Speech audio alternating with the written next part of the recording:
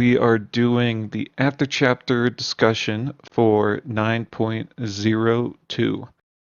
And to start it off, we'll be going with the first topic I always do, which is general thoughts on the chapter, what you liked, disliked, what sections you were particularly interested in, something you want to point out, anything like that. How about we started off with Asteria now, since everyone knows what I'm going to say about this chapter. So, Asteria, what did you think? I really enjoyed Pirate's little nods to various other events that have been going on. So throughout the chapter, we see sort of examples of just nods to what other characters are doing. When Gyre is skulking around looking for hidden files on information, right? She sees our favorite two guardsmen fighting and going off. And this is sort of a nod to a prior conversation they had, I think just last chapter, where they're like, oh, the only people I can spar against is you now because you're the only one up to my level. And I like these nods to prior conversations and small events. And we're seeing them from different perspectives, and we're seeing this sort of narrative kind of continue. So that was the big thing for me. That's what I really loved about this chapter, was just it feels like it tightens up the storytelling, and it's taking the writing for me to a new level, and that's what I really liked. Thank you for sharing, Asteria. Linu, you wanted to speak too. Yes. So the things I liked, of course, were that we had horns in chapter, and it's something I, really always like when we have them, even if they are not like the main vocal point of the story or the chapter. I really liked our small Kira part with Rel and Kilbish when they were the only ones to notice her sneaking up in Zevara's office. It was like a really fun small part, which I did enjoy, and overall I did like her part in the story in this chapter, because we actually had a small moment of her life trying to just be a child and not being pushed to be the chieftain of her entire tribe. So those were the things I liked. And as you know, as always, when we have in the chapter, I dislike her being in the chapter. So that's all. All right, well, I'm not going to comment on your horrible dislike of Aaron. We won't go over that. But I will say I definitely agree with you that I always love seeing Relk and Kilb just being themselves. They've really become a very nice feature of chapters when they're in there, and their little buddy cop routine is great. And just the fact that they can see Gyre while everyone else is just flabbergasted by her is very great. And that's all for me for that. So Oshi, you wanted to speak. So before I start, Vesker says, love that someone actually managed to take romance cringe to a higher level than Tyrion.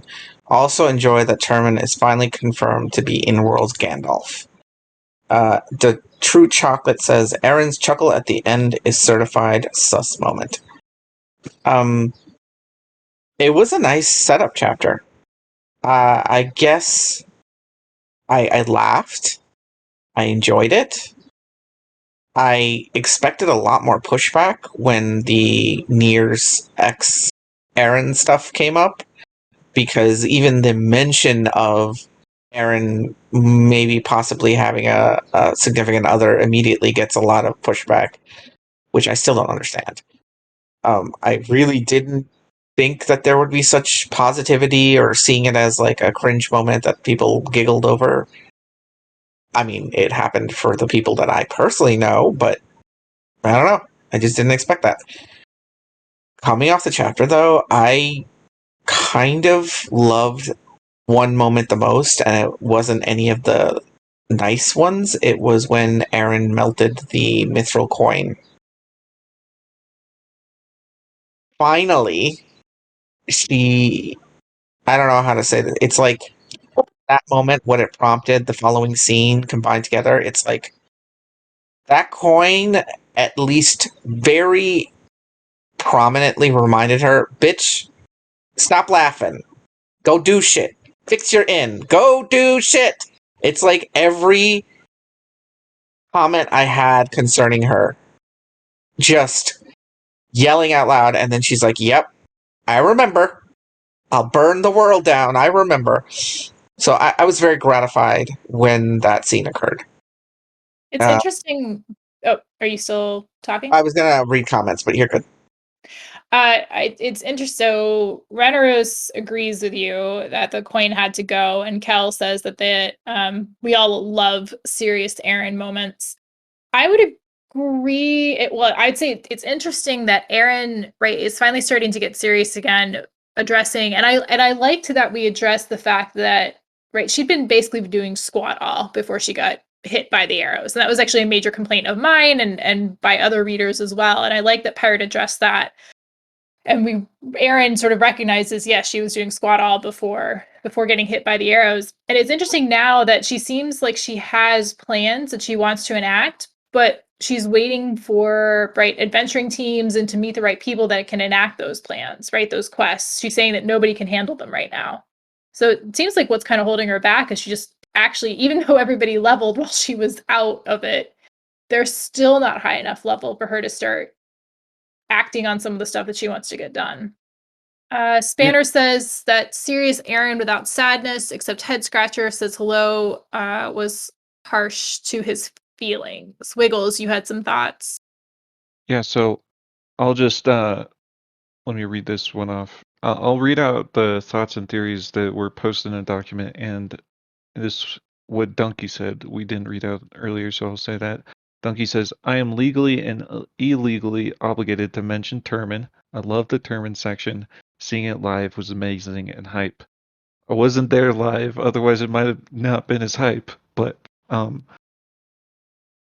me read out what was written in the document too, and I had some comments. I said Termin is a stinky face, and I think I've noticed this like trend in the last couple of chapters that I've never really noticed happening before, but we've had several characters mispronounce names, like struggle with pronouncing names in conversations, and it's just something that you don't normally see in fantasy works. You'll have all these complicated names, and every character will just say them perfectly.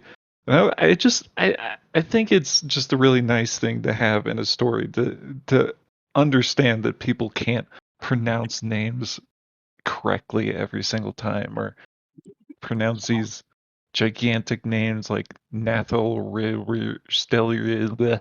I can't even say it all. Nathal Strellis? I can't say it. But yeah. Where is Gunman when you need him? He can pronounce it. Yeah, I can't do it. But yeah, It was a I nickname. like that. Name too. really trying to pronounce.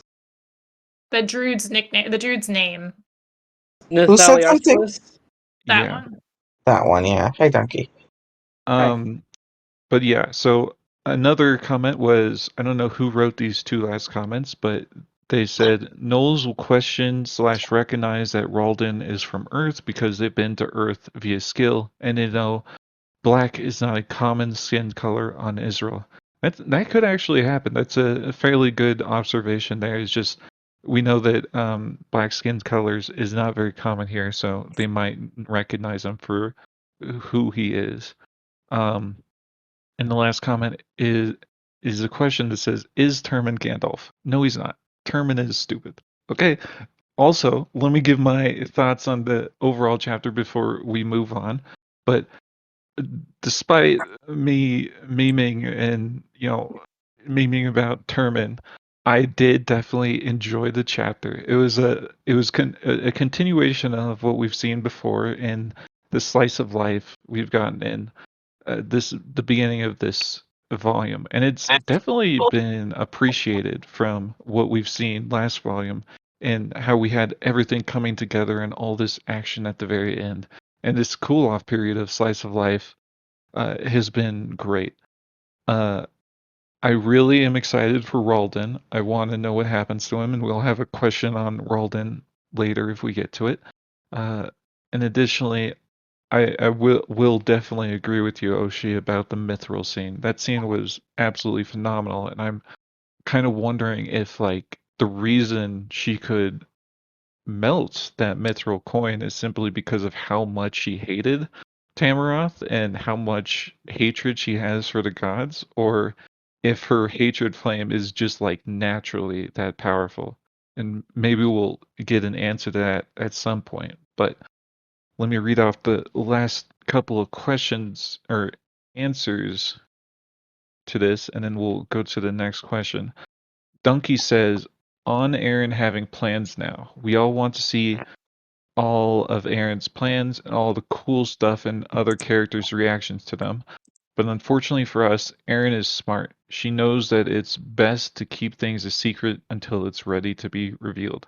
I don't know about the Erin is smart bit, but she does keep secrets quite well. We've Except when seen she hints doesn't. of that, though, right? Because, I mean, there's always this debate of how much more of Erin there is than she lets on. And we've seen flashes of it, but she seems to be hiding, right, quite a lot of herself. She kind of acts silly, but there does seem to be this kind of depth or intelligence to her that she's been keeping hidden. I think Erin? Salas, yeah, And Okay. that was mostly a meme on me saying she's not smart too. It just I mostly a mean, meme. Mostly. yes, Astera, memes, the things the children put on the interwebs. Hey now. That's rude. which meme are you referring to? That Aaron's not smart. I'm That's just a joking. meme. That's what Yeah, I'm there's just literally a joking meme around. about it. That's what I mean. Apologies, TWI fans, for not keeping up with the multitudes of TWI memes. I will have to educate myself later. Okay. Can I interject a little bit, Wiggles? Sure. So concerning Aaron in this chapter and maybe in the last, but it's been, I mean, there was a 9.0, then a 9.1, and a 9.2, right? 3 chapters so far? Am There's I? been 3, 9 point, Yeah. and then 3 not chapters. including the teaser if you don't Yeah, count I don't. That doesn't count. So within the last 3 chapters, I think it's done a really good job of reestablishing Aaron as a character very quickly. More importantly, establishing her weaknesses, I suppose. It's really felt like a refresh of who Aaron is, and Pirates taking us on that journey with them, taking us step by step through all the things she was, and then very clearly stamping out how she's different. For example, with the campfire and how instead of starting a party, she just talks to people. The differences are notable. I have yet to see a sort of moment, except for when she did the firing, the burning the mithril coin thing, where it felt like she was actively being different. Because right afterwards, she plays chess, and then she does something she would generally never do, which is she draws Geyer into playing chess with her and shows her that she's not ready and that she's just waiting and that she could stay here and be a child or she could grow up and go do something. And this is Erin Solstice, the girl who avoided doing anything for so many volumes that I screamed bloody murder in my face. I don't know. I just red-faced, and I'm a brown person, so being red-faced, it takes a lot. But do you That think girl, that was? Go ahead. so that girl talks to Geyer in a mature manner and shows her, what are you doing? If you want to be taken seriously, you have to be serious.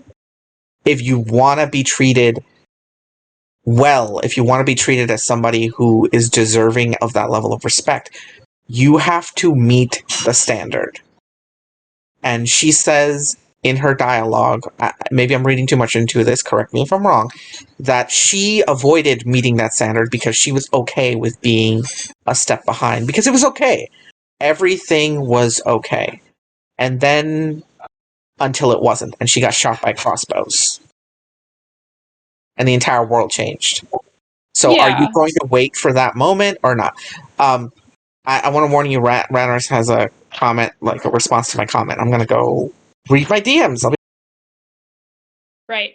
So I was wondering if the scene with Gyre was actually intentional. I don't know if Aaron was initially seeking out to play chess with her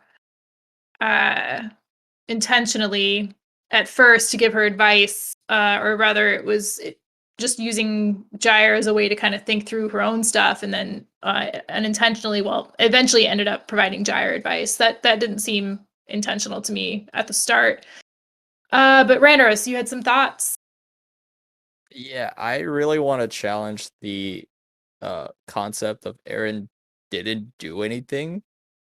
And Sure. that's why, like, oh, like I didn't do anything and I ran into some people with crossbows. I thought everything was fine. Like, no, that is incorrect. Like, I think people were unhappy with like the pace she was doing stuff, but like volume 7 was, I'm pretty sure she went out and she got people to like deliver the cure for like the yellow rivers, right? She like went into Inversil, was Nope. like, no? Ryoka did that. So was And Ryoka. Aaron's forced to save Ryoka. No. Yep. No, I'm not talking about the Assassin's Guild. I'm talking about the Yellow Rivers. Ah, Aaron that was the one. one. Yeah. Like Okay. Geneva was like, "Oh, I need help," and then Aaron like went out and just flexed and got a courier to go deliver this stuff. Like, I disagree with the point of like she wasn't doing anything. She just wasn't doing it maybe at the pace where like folks wanted her to do it. But like she was still like she was actually accelerating in her levels if you actually look at it. And part of that was because of Terry, but it was like she went out and she got a trade deal with the Lords after the riot. Like she did not do anything. I guess maybe you could argue she didn't do it at the pace you wanted to, but I'd argue kind of she reject that didn't. theory. She didn't go out and do any of those. They all came to her. The lords, they were there when they were there. They came with the riot that really literally knocked on our door. The Geneva and the Cure, it came to her. Nothing is I would anything disagree, nobody, because initiated, I would disagree because and like you would be wrong. But that's just me. Hey. Sorry, I'm kidding. I'm kidding. Respectful. I would Okay. disagree because like the reason she was able to be active in that Inversil riot was because she got the horns to get the door to Inversil, and because she figured out a way, hey, how do I get my door to do more mana? She did stuff in Volume 7. Like, she consolidated her position. It wasn't, like, flashy. It wasn't like the Rashgar arc in Volume 5, sure. But she definitely did stuff. And So I kind of just disagree with the whole point. those are okay. Never mind. I won't argue. No, it's okay. Buddy, Nobody. just ping, and we'll make space for you. Remember that. Yeah, go ahead. I'll go ahead and echo off of nobody though. I would agree that whatever the little that Aaron did accomplish in comparison to prior sections or chapters or volumes more fell in her lap. She wasn't going out and kind of making change or making waves like that we kind of used to see, right? She's stagnating. She did do things, but it was kind of dragged out of her. And she was kind of just lazing up, and that's okay. She'd been through a lot. She was well entitled to kind of laze about a bit. But we're not seeing comparison to now, right? Where she's taking active steps to make changes, to seek out some sort of goal or plan and pursue it. She's not just reacting, she's being proactive, I think is the major difference for me that I'm seeing between volume 9 versus volume 7 through 8. Okay, so we have a comment in the chat from Kel about this. Kel says, she also certainly didn't have to send multiple armies into Inversil on Ryoka's behalf. The riot that she waded into to save the lords, and I think Kel was responding to one of Ranaris's points there. But let's move on from this particular discussion since we do have a limited amount of time and we have some diverse Real, opinions on it. Oh, what do real you want to quickly. say, Sarah? Nobody, did you want to go ahead and share your opinion on this? Rather not right to discussion. I'll move that to privately later. All You right. can give your thoughts, and then we can move on to Wiggles' shipping pair. If you don't want to, it's fine. So let's move on to our next question. And Asteria, after this question, why don't you pick the next one? But real quickly, Brack did say, right, in response to the Gyre discussion later with Aaron that Oshi brought up, right, that Aaron was like, okay, Gyre, if you're gonna, if you want things to change, you got to step up and do it. But if you don't want to, you can stay, right? Then she offered, right? Then Aaron offered to let Gyre stay anyway. So it's kind of yeah. Am I the only one who understood that was her way of saying, you want to be a kid, you can be, but if you want respect, you got to step up. And No, she's giving her that choice and framing it that way to push her into making the choice that she was avoiding. No, I think that made sense.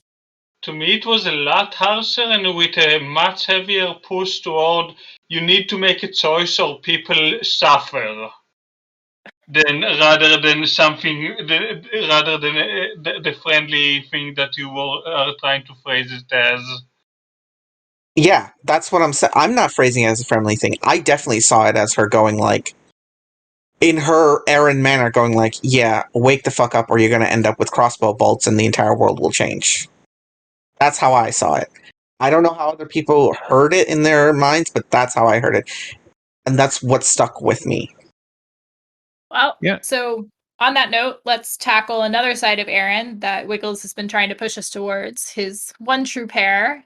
Wiggles, what's your question? I'm not on the Nears. I'll do this Aaron one, Wiggles. train. Go ahead. Just read Right. the question out and then. So are we using Ken Pelmia as the Yes, question? that's the Yeah. question. So the question is referring to what's been sort of pushed forward in this chapter. Nears makes an obvious, without directly saying the words, an obvious play to gain the affections of Aaron Solstice. He offers her a rose. I know. Okay. I just said, okay, so can Pelmia salvage this? Does he need to? And the question is essentially referring to the idea that this is probably one of the cringiest moments we have seen in all of TWI. It's very romantic laced, and pirate reference Pelmia, the lord who became a matchmaker when Tyrion Beltress accidentally on purpose tried to propose to Ryoka, which, as we all know, was one of the cringiest moments up until that point, and up until this point. What do you guys think of what happened in the scene? Do you think that there is any path forward for them? Do you think of it as too cringy? Was it actually a pretty smart romantic point, especially because Aaron, laughed and chuckled when she was walking away with her rose and chess piece and all that? So Spanner's thought was that Pelmia is basically Obi-Wan Kenobi of relationships. He literally force felt it when Nears did his thing. It was like when Alderaan exploded. He feels our pain. Ours being the readers. Dunkey has this to say. Does it need salvaging? Yes, what Nears did was a little bit over the top, but I think it was just the right amount for Aaron to find it funny and charming rather than creepy and cringe. Nobody thinks that Pelmia is busy. He has two people in Tiandria to get together. And that brings so let's see, Mob Tech think I think it all right, so Mob Tech thinks as telling the other Touch Knowles to this is in reference to Gyre. Aaron was sort of saying, to the other Touch goals to back off because she's still just a kid. Back to Pelmia discussion. Dady the savior says, screw Pelmia, Nears needs to take advice from Relk. Relk is the only one of our suitors that's really had success. Lara, do you want to speak rather than leave the typing? Because you do have a mic. If you don't, to start us off, Hylera thought that Tyrone still has the crown. Who's Tyrone? When did the guy from that I fucked last week come into the story? Oh, well, thank you for sharing, Oshi. I hope you had a Oh, great damn it. time. Tyrone, whatever. Still has the crown. Nir's thing wasn't great, but I've seen worse. Would have been less bad if he had just had them hand over a gift and Erin figured it out on her own. Getting the students involved made it worse. De True Chocolate says, I'd say that Nir's is a small explosion of cringe, whereas Tyrion has the siege of cringe that Ryoka had to fight off. I mean, the thing is we all know that Erin and Ryoka are dense. They're so dense. And whether it's by choice or by nature, hitting them over the head with the romance request, I think is really kind of the only way forward. I think it's a good sign that Erin chuckled, laughed, whatever the specific word was. It means it's not necessarily an outright rejection. So I think there's hope. The ship still is kind of limping along a little bit. I know Lynette was very, very excited when she read it, so I just thought I'd share that since she can't be here with us today. But I do wish we had asked for her comments before she went on her trip. But yeah, I'll ask her while you guys do this. I know when we were chatting last night, she was squeeing, so I said I'd go ahead and pass that along. But in answer to the question, I think Pelmia between the two couples would massively level in this class of his, and I like the nod to his abilities. Once again, it's another example of what I was talking about earlier, where you've got all these narratives going on, and you've got a nod to this other character on a different continent, which I love to see. But I'll open it up to Reynolds. You had some thoughts. I feel like the Pelmia thing was funny, but I don't actually think he needs to salvage it. Like, I think he had the effect he had in the Tyrion Ryoka situation because he had a close relationship with Tyrion, right? Like, and so he was able to like kind of take him to the side and be like, "Hey, this is too much. You need to tone it down a little bit." And then Tyrion, I think somebody else said it, but it was like Tyrion just, or I think somebody said it in the live chat, but it's just like Tyrion was very like persistent. It like that was like a cumulative event of like Tyrion being very pushy in a way without even realizing it. Ranaris, hang on. Let me redefine the question for everybody because it was a joke question, but the real question we're asking is, what did you think of Nir's play for affection with Erin? What do you think? Do you think it worked? Do you think it didn't work? Is it a good thing, a bad thing? What is your opinion about all of it? Let's define that as the question rather than whether Pelmia, somebody who's not really involved in any of this, is going to solve the issue. Is there an issue in the first place? What do you think, Ranaris? I didn't think it was an issue. Like, I think given, if this was like somebody, like she's technically never met Niers, but she knows Niers was coming around and he helped the Fellowship rescue Merchant. He'd been at the end, so I wouldn't say he's like a stranger, and she's been playing him at chess all this time. I mean, she just now realized, but she's kind of like, okay, I kind of know this person they're playing them chess, which that's probably like the best way to get Aaron to get to know you. So I think it's fine. I mean, I felt bad for the students because they were just and forced to kind of deliver the message, which was not fun for them. But ultimately, it was fine, given the character history, especially over the last volume, where they didn't necessarily directly interact, but like a lot of their friends had interacted, so to say.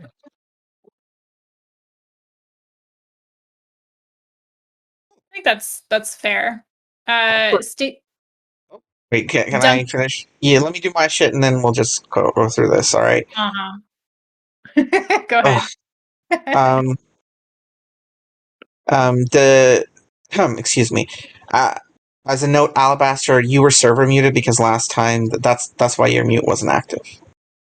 Don't worry about it. You muted now. Thank you so much for doing that. As far as Nier's X, like the ship between the two of them, it's not really so much of a ship anymore. It's fully floating and sailing, is what I'm trying to say.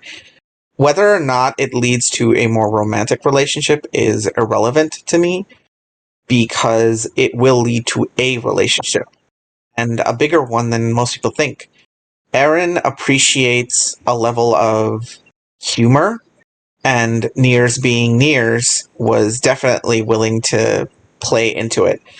There was a part of the author note about how Foliana was totally encouraging him to do this ridiculously cringy thing because Perorn is on another continent and can't stop him from being an idiot. So, although I think the move itself is super cringy, it's unintentionally something that will actually get Eren's attention in a good way. As far as the ship is concerned, like I said, it sailed, it's good, it might lead to a relationship. It was hilarious in the moment. And the fact that I can't stop picturing Eren and Syria as like high school girls sitting at a table talking, and then a bunch of guys come over with a note from another guy who's too scared to walk up to them. And it's like everybody is watching through the window and they've got binoculars and they're watching all of this happen. And literally the entire world will know in 30 seconds that he sent this stupid gift. And there is nothing anyone can do to stop the news from breaking. And I 100% bet you Foliana is sitting down, eating some cake and going, Hey, this was actually great confirmation that Foliana's still alive, because last we left her, she was locked in a room somewhere. in a box. Healing. So this is a nice little nod that she's still alive. Yeah, that's exactly the other part of it. Like, a lot of things happen in the scene that confirm some stuff. Like, we finally get the actual classes of 2 of the strategists. We learn that Vanaz? Yes, Vanaz is super nervous around Eren, which is going to be fucking hilarious to deal I with. thought he was just nervous because of the romance. Oh yeah, but it's not just that. You have to understand how the scene was framed. It's with the students of the Titan of Balaros meeting what is essentially the possible girlfriend of their god. That's actually a nice segue into Stady. So Stady, you said you were concerned because you didn't cringe at all during the scene. Maybe something's wrong with you. I don't think anything's wrong with you. I think you could read this as just a straight, earnest, heartfelt, romantic proposal to someone who is otherwise fairly dense. But when it comes to romance, maybe on purpose. The cringe, though, is more from the student's perspective, I think. I don't think as a reader I was cringing. I was laughing my head off. But you can just, like Oshi was wonderfully painting, right? You're in a high school cafeteria. You've got a semi-serious conversation between two Chiquitas going on, between 2 women going on in the corner.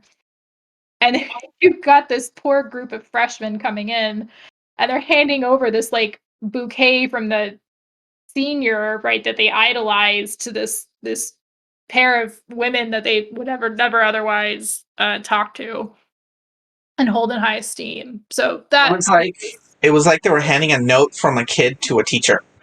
Yeah. Brack says that they felt bad for the students, but the play doesn't seem like it missed. Stady the Savior says that they think it worked. It was such an obviously romantic move that Eren can't feign ignorance. It wasn't as terribly direct as Tyrion, and now she has a way to talk to Niers. Yeah, the direct messaging scroll is going to be talk about chess and whatnot. Yeah, whatnot. Anyway, sorry. I do think that a little Asteria, while I'm responding to this question, by the way, why don't you pick out the next question? Oh, I already have it. I already know the question. Okay, so let me just give my response to this, and then we'll move on to the next one since we are coming up on like 10-ish minutes on this question. But I do think that I don't understand how people don't think it's cringe. Like, it's like, ugh, just having your students go up to someone and then having them give them a love letter, basically, plus a gift, a romantic gift for you, is just, it's very difficult for me to just like picture having that happen. It physically is painful. It's just awful. It's much more cringe to me than I think it is for some people, but simply because of the students' involvement. If it was like given in a gift and then she would open it later by herself without the students being directly right there, it probably would have been much better. But with the students there doing what Nears wanted for him, it makes it so much worse. All right, but let me read out these last comments, and then Asteria, why don't you post the next question? Mobtech said he at least didn't propose. That's true. That is very true. I will agree with most everyone and say that Nears wasn't as cringe as Tyrion. Tyrion was just top notch, dying of cringe. It was horrible. Ranneris says, does Nears give Aaron advice on managing a business/organization? Could be useful for the scroll. I don't know if I'd. Oh, actually, yeah, Nears is good at that kind of stuff. So, yeah, hopefully he does. Kel says, with her absolutely atrocious handwriting, this is canon. It will be extra hilarious when he can't read what she writes. The True Chocolate says, here's a wild card. Anyone has any ideas of what Aaron wants to do with the net? What do you think would happen? Um, I think she just wants to protect her, honestly. Like, I think that's like her whole goal. I don't know what she would do other than that. Like, maybe she'll take her under her wing or something. I'm not sure. Klein X Amon says, somehow accidentally finding the net is in River Farm, then sending a quest or portal gate there, and then storming River Farm. I don't think she'll storm River Farm. I think she'll storm River Farm. What are you talking about? Hello to everybody who's just joining us. Just if you're stuck behind the spam filter, I'm sorry, but it is what it is. Read the rules and welcome to us. Yep. Thank you for announcing, everyone. Moving on to more questions, or more comments, I should say. Mobtech says, I think Califor asked Aaron to take her in and protect her. Yeah, I'm pretty sure that's what she asked. The True Chocolate says, that's a good way to reintroduce River Farm into the story again. Absolutely. But, I mean, Laken, just having a Laken arc in general is a good way, since, we haven't had him since Volume 6, basically. We've had a little bit of him in Volume 7 and 8, but not much. Spanner says, I will reiterate what I've said before. Nears is much more cringe because Tyrion is borderline autistic, so doesn't really understand why he's wrong. Nears is self-aware, which makes him much worse. That is a good point. Tyrion has some poor social skills, whereas Nears knows full well how to interact in social settings. Absolutely not. I disagree. Nears has incredible social skills. He's just a fucking idiot. Yeah, he is just, he doesn't know. I guess we can say he's completely dense in romantic settings, since it's He's pretty not, obvious. He's not. I refuse to never believe had- that. It's been established that he's dense in romantic settings. That was the first thing he was introduced with. He's like, he's tried to court, like, who was it? The Lord of Dance, I think it was? No, it wasn't. Oh, no, was it? No, it was some chick. It was the wizard Lord chick. of Dance. It was? Yeah, when It when they was were the Lord of Dance. Oh, when they that's were so when they were cute. chess buddies, like he was trying to court him, I should say. Him. When he thought he was a she. Sorry. I thought he just didn't respond to Nears' overtures. I don't remember exactly how it went, but Nears was trying to court him when he And thought. Foliana thought it was hysterical. Yeah. All right, moving on to the last couple of comments here. Gridcube says Aaron has to give her the message from her mom, and that's in relation to Nanette and Califor. Klein says, never mind. Asteria, do you want to move on to this question now? Oh wait, there's actually a couple more There's comments. there's 3 more. Linu says Aaron should totally storm River Farm with fire and death, take Nanette's something, and burn everything in flames of hatred. He's related to gods after all. Also burn all the witches on her way out. There's Can't no even get through this without. competition for her among witch class. There's a chance she'll level A faster. witch finder General Lenu.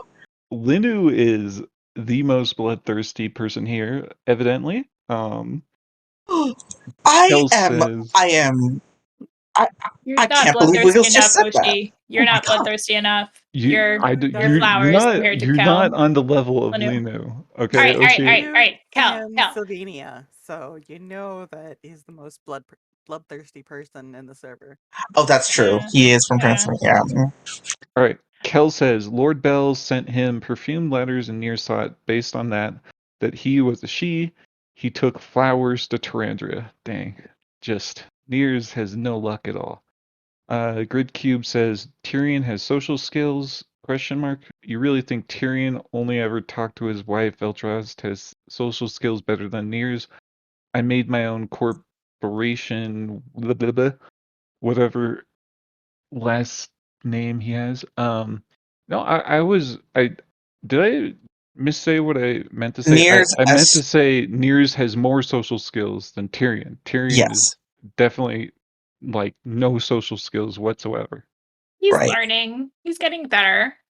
And Near's last name is Astorgan.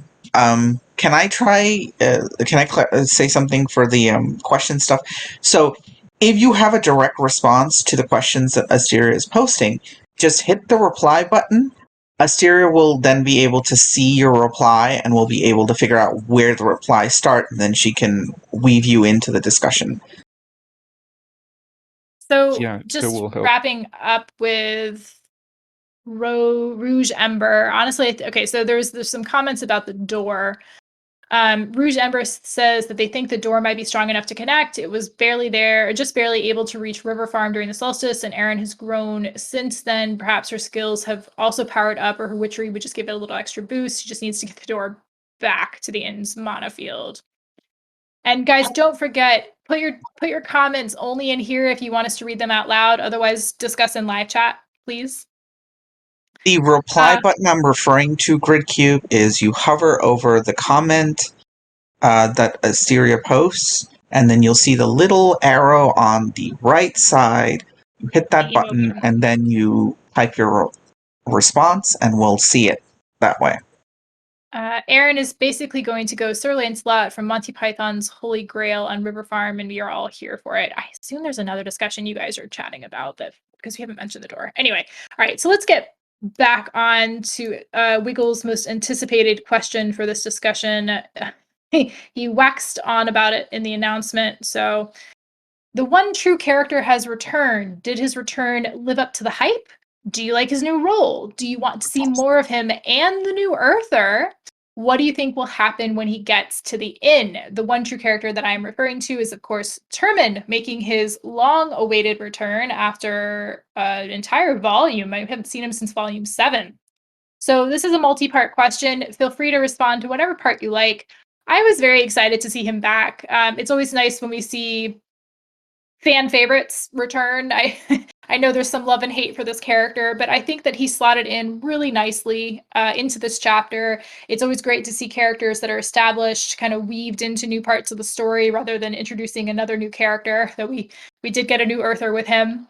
So yeah, I was totally down for Termin. I think it made sense with him where he was in the chapter. I was excited to see him and learn more about his skill. So what are your all's thoughts?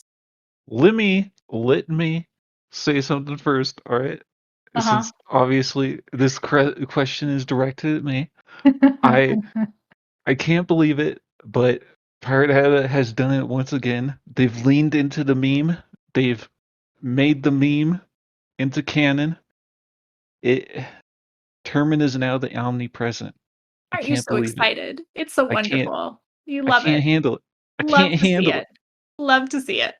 outside of this meme response, it's fine. I'm not the biggest fan of Termin, obviously, but it's just like it's more because he's a side character, and I just don't like how many memes there are about him. Like, it's just overwhelming for someone who's mentioned 10 times across the entire series. But as characterizations going, it's pretty good. I like it. But I really like Ralden. Like, I am extremely excited to see Ralden be introduced into maybe the inn. Like, he's headed directly towards the inn. He has an in with the inn in that he's a chemist and Octavia is an alchemist. So That was the I pairing that I was for. Ralden and Octavia. That's the new yeah, romance pair. yeah, I'm on board with that. But so I'm actually really excited about that because um I love chemistry, and seeing an actual chemist dealing with alchemy, which is just an abomination, will be very fun. So I hope he joins the inn right away. But I can see where he wouldn't want to. Where's our He is biology? Speaking of science, our biology. We're like, come on. he could be a Bio- biologist too. He He's could not, he's a like chemist. no. He's just someone who worked in labs. So like He's a plenty chemist. of plenty of um plenty of science disciplines work in labs, including biologists. So it could be What? biologists. All Anyways, right. that was my response. How about you go ahead and read all the responses to your question? JD the Savior agrees with you. They think the new Earther will leave without well, they're excited for the new Earther, but they think the new Earther will leave without realizing Aaron is an Earther and continue on with Termin. It nearly happened with Ryoka, so it has to happen at least once. Let's see. Lanu, I'll get to you in a second. Sorry, is it Ranarus or Renarus? Ranarus? Ranarus, Termin is the driver's guild equivalent of a named adventurer, so that was cool. It was also cool that we got to see some other named guild members. I like that the Earther was used to kind of extract more information on some of our characters in TWI. MobTech liked the author's acknowledgement of the theories. I can see the earthen end of a chemist working with Octavia or Oneva. Spanner says, yeah, Termin, woo. Yeah, I'm reading it. Sorry, not Wiggles. Igneal says, I just want to say that I was watching the stream in school, and when I was catching up on the VOD, because I got to it late and found Termin coming up with a nickname, I was laughing out loud, and my friends were staring at me for a bit. Kylera says, how dare you? That's my line. Brack, kind of like the mysterious Termin, not a big fan of the big reveal, but is tentatively excited about where this is going. Gridcube says that their reaction while reading the introduction was, oh, Pabba, why? But then I was over it. I like the new Earther. I really, really hope he gets to the end like yesterday and not a long, convoluted won't he, will he series of events. I really just like those. And Ranaru says they haven't even met yet. Octavia Raldon also feel like Octavia is crushing on Numtongue. Okay, so we got some ships saying, and if I mispronounce your names, please correct me. I do apologize. My pronunciation tends to be all over the place, as Wiggles and Oshi like to tease me about. So if I am mispronouncing, please do correct me. Anyway, circle all the way back. Lanu, what are your thoughts? Who wanted to speak, actually? Yes, I wanted.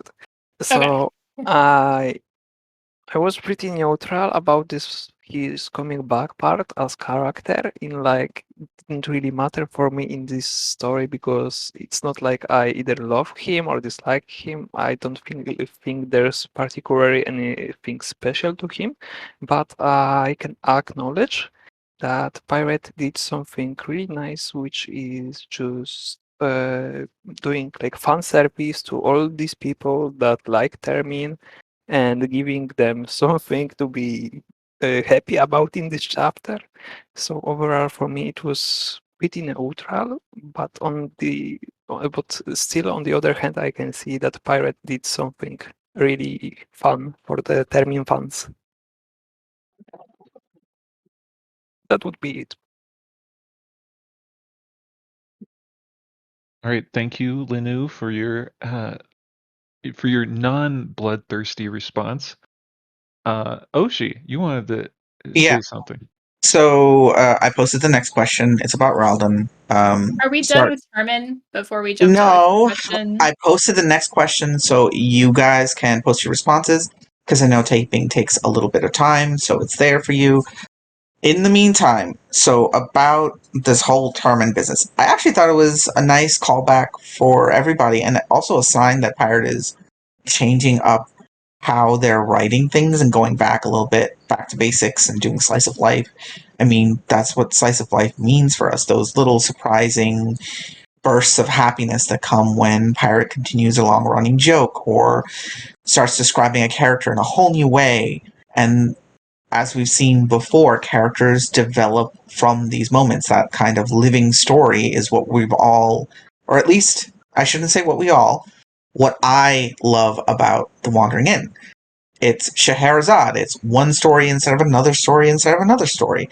While we were having all of this happen with Aaron and everybody was off in the world, there was Termin the dude traveling between, as he describes, the north of Israel, through the Bloodlands, to the south of Israel, through all these regions, and he's been doing it thanks to his skill and his ability, and he manages to pick up an earther, a person who was dying on the side of the road, who survived because of him, who might become important when they arrive, and again, coincidentally, is bringing said person along with a Antinium that has been deeply influenced by his experience in this bound skill that allows him to speak and feel and express himself to the level that humans are able to, coming back to the inn. And the last time Termin brought somebody to the inn, it was pretty significant. In fact, every time he's brought somebody to the inn, it's been significant. So it's a nice telegraph of this is important, it's happening, this is how it's going to happen. In response to Ranahars's, what was it? Was it Ranahars? Or someone else said that there might be a little bit of back and forth. I don't think, it was Great Cube. I don't think there's going to be a lot of it, but I think there should be some. At least a challenge in returning to the inn. I don't think that the challenge will go amiss because it might lead to... Sorry about that. I'm so sorry, guys. It might need to lead to Ralden becoming closer to... I can never remember... Anther? Yes, Anther's the Antinium, which could mean that Anther decides to take up become like Ralden, and despite being a soldier, might help with chemistry. I don't know. You never know the connections that those situations bring. It's also a nice parallel. I'm rambling here on this part, but I thought this was important too. A lot of what Herman does is what Aaron does. Brings be present when there's odd connections, and then connect people between them. His skill can do that. That means that there are skills that allow a person to be present at significant moments in others' lives and influence them, which means that will be available to Erin. She does that naturally, but what if there's a skill for her? And what if this means, what if it applies to Aaron's whole inn? And this is what allows the inn to start moving, right? It's like it appears in places that are of key something point of development or whatever in Destiny. Right? The door is always where you need it to be, and if you need it to be in the south of Israel, it's there for you. I'm going to read off some of the responses, if you don't mind, guys. Yep. Okay. Well, hold on. I think all the responses are in reference to your question. Right, and I'm going to read the question and read off the responses. So, wait, are we done with Termin? Does anyone else have any final thoughts to say about Termin? Get your Termin love, hate, everything out now before we jump to the Earther. But I like to see this discussion, and Wiggles, I think you did well. You have calmed towards Termin. He's become a real character now. I think with his Wiggles. leveling. Wiggles. Determined. Wiggles. What? He's behind you. Oh no. Okay. There's nothing behind me. So the next question is, will Ralden stay at the inn? Why? Okay, Why not? Hold on. right. Spanner just has this last thought to say. So basically, what you're saying is Termin and soon to be Aaron is the Doctor, and the Wagon Inn will be the TARDIS. Yes. Nice little Doctor Who reference. Okay, so we're done. We're done with that, and Oshi is going to bring us to the next discussion question. So, starting again. Will Ralden stay at the inn? Why? Why not? Or where do you think he will go if not the inn itself? Grid Cube response, I hope Ralden stays. The question, by the way, was... Actually, you know what? The question was from Mr. Wiggles. Do you have an opinion, Mr. Wiggles? Yeah, so I did go over this a little bit in the last question, but I'll say it again. I hope he stays at the inn. I'm not 100% sure because it seems too simple for, a new Earther to just be introduced so easily, but it, simple's good. I like simple. So I hope he stays at the end because I really, really, really want to see we don't get too much Octavia as it is, but if we get a new Earther to, kind of bounce off of her with his own ideas, that would give us a good reason to see more Octavias, see more alchemists in action. So if Ralden stays at the inn, I would be extremely happy because I just want to see more alchemy and how chemistry, well, if he is a chemist, anyways, how modern day lab work can uh, function in the chaos that is alchemy. I prefer the chaos. I think the neat and clean lab restrictions that we have totally make sense, but I am all for being able to just go into the. I mean, you say actually alchemy is kind of crazy, but I mean it's not. Like they have pretty strict safety standards. It's just that a lot of their compounds are likely to blow up. But we saw Salus's lab. That was pretty clean and restricted in terms of what he would and wouldn't do in a safety situation. He still Wiggles. blows himself up. Salus still blows himself I think that's up just all the I think that's time. an artifact of alchemy. I don't think that's because he's not being safe and strict with everything that he does. I disagree. I think he blows himself up, sure, but that's not even the problem with alchemy for me. It's that there's no scientific basis or system to qualify and quantify everything that's occurring. And if you can't quantify the fucking phenomena, you can't replicate I think them. there are, but we just haven't seen it because we haven't, like as Wiggles said, no, haven't no, delved that's the into it. excuse that's been used to dismiss so many things. It's not. There is no obvious system in place. There is nothing here that we've ever seen. No, We've been told multiple times that alchemists are really, really secretive and they don't like each other and whatnot. Oshi, shut up. Ziff and Salus and Oteslia were doing exactly what you're saying hasn't happened. I know that They were response is going to come up. to confirm a bunch of stuff, and that's why they were confused what the flowers were doing, because they weren't doing what they thought they should be doing based on their experiments. Okay, first off, pre the flowers, what we saw was one sort of association that guarantees copyright, and that's it. We're No talking about a actual systematic sharing of assessment. information. No actual sharing of information, just guarantees copyright. We're nice to each other, we talk to each other, but otherwise they don't really That's the way share science information. operates. Science doesn't typically share. It's only There within is- the last couple of years that you've actually started. in the last 2 years, we've been sharing information. Scientific information has been published and shared. That's In the very last Salus 2 or years. Ziff specifically said something about sharing recipes, like maybe not your top secret ones or your big ones, but basic ones. I'm pretty sure when Octavia was looking at getting moved into Palace, or when Palace was offering her a spot, that was something that came up. It was either Ziff or Salus that said something about it. Mm-hmm. It was specific to Palace itself. There's no overarching system to actually disseminate information or try to preserve that information across generations. But that's There fairly is no typical. institutional knowledge whatsoever that I can see. And you have the Asteria is Alchemist right. City that has its own libraries. Asteria is right, and that's typical across all of Inverse. That's typical on Earth. That there is an institutional knowledge on Earth. Though In that the there's a last lack two- of it. in the last 2 centuries, there has not been a drive to increase No. institutional knowledge. It's just There been random there's- groups doing random things in Yes, random places. absolutely, yes. That's a major issue in science right now, and has been. And this is something Asteria would actually know firsthand. All right, Yeah. let's move on from this little conversation a bit. We've been stuck on a tiny bit, so We let's. haven't actually read the I responses. know. Yeah. Yeah, I was gonna read Let the me do responses. that. Let me Okay, do go that. ahead. Okay. So Grid Cube says, I hope Ralden stays, but I think he might actually join the guy in Alteslia.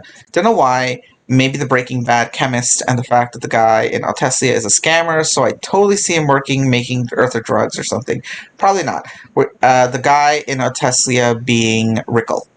Vesker says, I think he might, at least for a while. Octavia casually being dragged out of the woodwork again to make us remember she existed might be foreshadowing he learns with her for a bit. Silas is too preoccupied with refilling his arsenal to teach her much for a while anyways. I'll disagree with that because she usually falls asleep because she's working on a project for someone, and in this case it's almost always Silas. Mob Tech says if he ends up going to River Farm, he could help start up Lacan's engineering college. Not a bad idea. Although the college might never happen at this point. Lacan has Lacan has frozen his river farm in like an icicle cube for a long time now. Donkey 2012 says, I want to see Nile Red style. I did this crazy thing with chemistry because it's possible stuff. If it's possible to turn toilet paper into moonshine on Earth, imagine what can be done with skills. The True Chocolate says in response to that, so I have this 1 kilogram stack of Dreamleaf, and now I'm going to burn it all up. Linu, in response to my question, says, nah, I feel like he's going to die in this volume. We can't get that many Earthers in one place, after all. So I suspect, like this, he gets into arguments with Octavia. Octavia pulls off Magnolia Special and randomly self-combusts. Her explosion kills them both. Bird laughs in distance. That's what's going to happen. Rouge Ember says give Ralden the fairy flower and watch his head explode, trying to figure that out scientifically. Calera says he blows himself up, but he knows he will survive, still following safety standards. Onion Little, hello Onion Little, welcome. I'm honestly hoping Ralden becomes a traveling alchemist, with his lab inside his wagon. Yes, please. I think there's gonna be a need for a trusty, ballsy transporter for the new land, quests, and routes, and one connected to everyone. I get the feeling that Termin isn't the type to go into all that, as he's a bit older and seems averse to dangerous travel.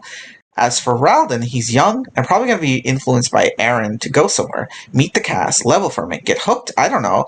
Feels like his story might end up being really fun. Yes, please.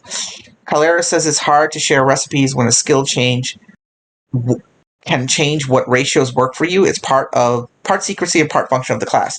And I repeat, there is no reasonable system of measurement, no archives, no common language between anybody. Everybody uses some variation based on their own skills. There is no study into the very, very basics, so that the basis on which you do the work does not exist. It's the same thing with magic. They use system-based stuff. They don't have basic internal measurements and they can't tell you how the light spell works. They can tell you it works. They can't tell you how it works. Anyway, Banner says alchemists use the scientific method. It happens all the time. Skills aside, specializing in plants or minerals or fungus and getting the same results says they do utilize it. Octavia literally says at one point, wonder is fair, skip steps that would take her days. And institutional knowledge, Chandra has so many masters that people apprentice too. Oh, also baking soda and penicillin. That's scientific method AF, which happened afterwards. After the Earth people came. And they had to teach them to do the basics so they could get these basic things. Baking soda is not complicated. Penicillin, very complicated, but comes from a very basic source that took hundreds of years for us to figure out because we studied stupid things like mold.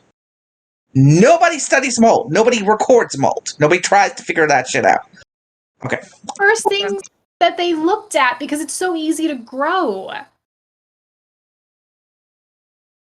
They did not look at it, Asteria. They did not look at mold. In world or on Earth? In world. I'm not talking about us. Well, but I think that goes back to weird things on in-world where it's like, why don't I some of the stuff that in-world doesn't have is kind of weird that it's like nobody's thought or looked for that before, despite like hundreds. I honestly wonder if a lot of the stuff that the Earthers are bringing, people knew about, but that knowledge, like you were saying earlier, was just lost in all of these massive world-ending catastrophes that these people keep having. I know that. And I said that there is a distinct lack of the kind of scientific institutionalized. You know what? Argument done. I don't Okay, feel like so arguing about this. I will agree. Let's just like finish this one out real fast, and I'll just say I agree with what Kailara was saying, which is the recipes and everything being changed by skills. And we kind of saw that with the Deadlands ghost trying to heal Aaron.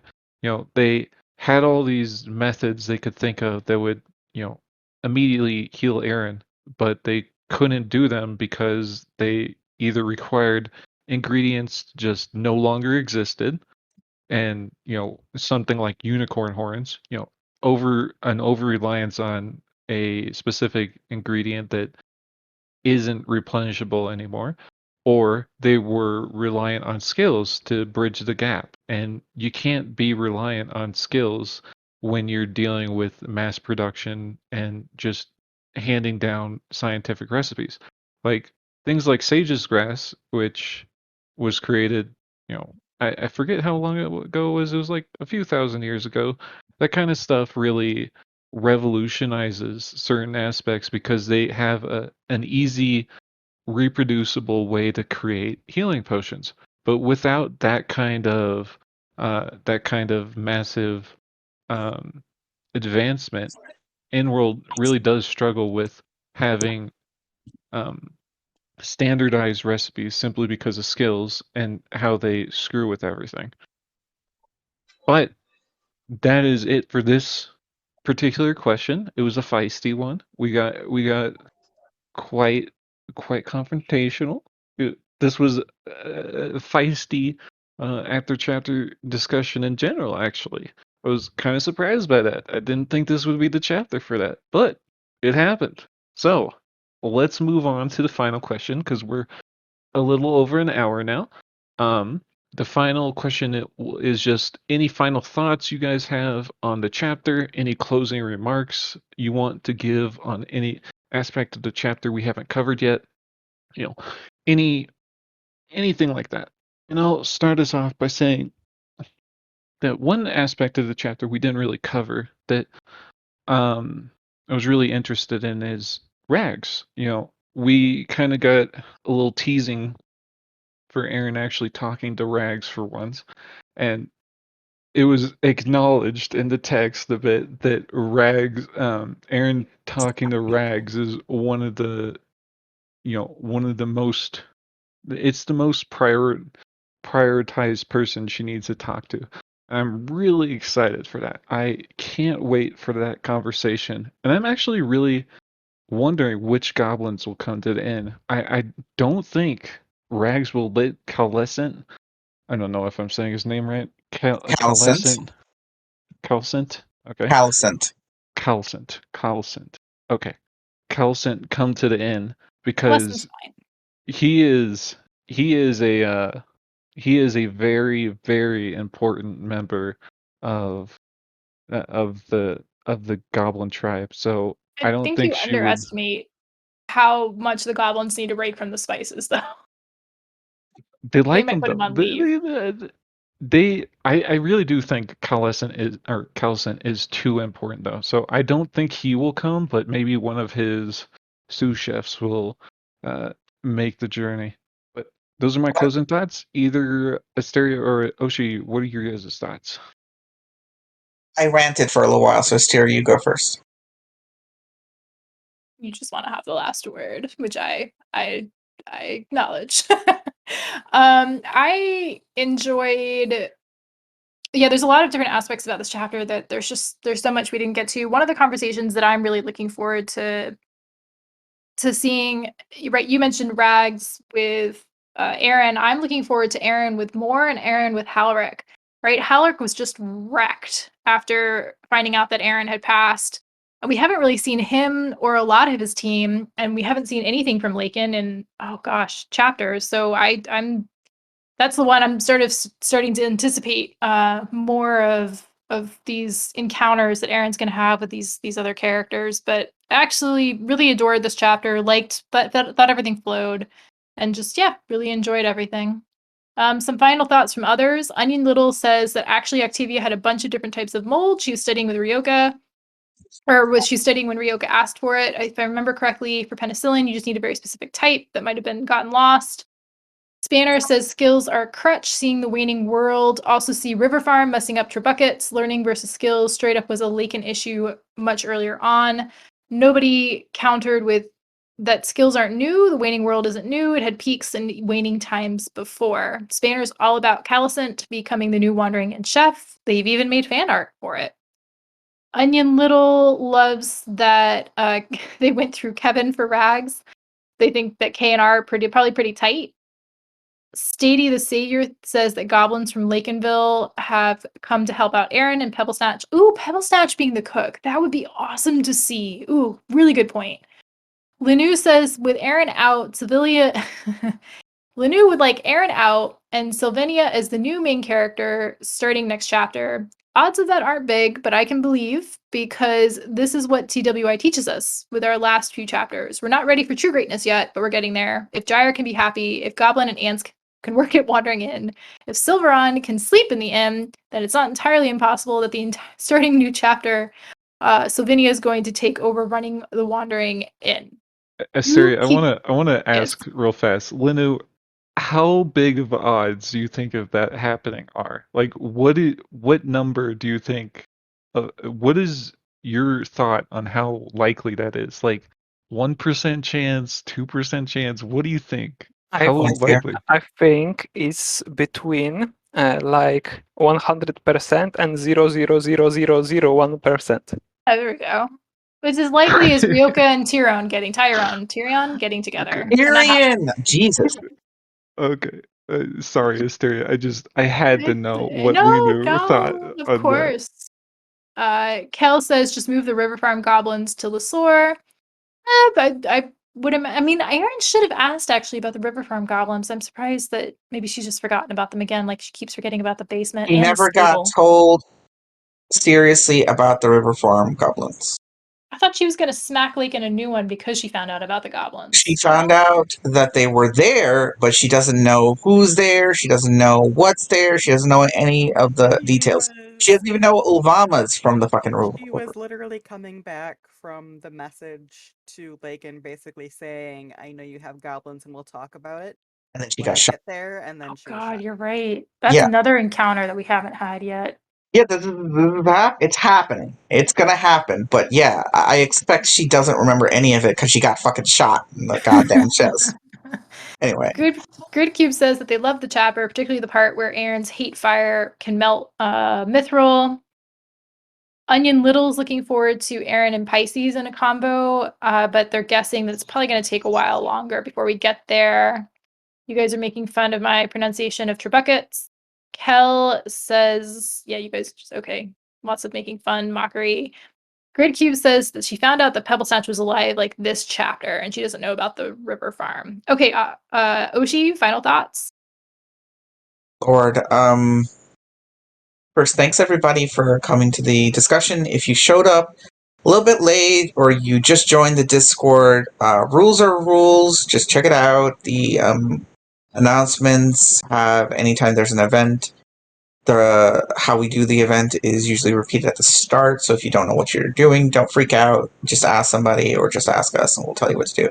It's really simple. You can participate. It's a lot of fun. I hope you enjoy it, and there will be eventually a public upload of anything you missed from today's thing later once Asteria gets off her ass and does her job. I'm catching up. Everything's recorded. I just have to upload it. I saw the YouTube channel. Everything not in order, and It is in order. It is in order according to the list. The listening 8.58 list. is the latest one uploaded. Is it It is. It's 8.58? in low. Okay, It's okay. We're gonna end the recording here. So if you guys want to stick around and keep talking, that's great. And that's a wrap for TWI Talks ACD Chapter 9.02. See you next time.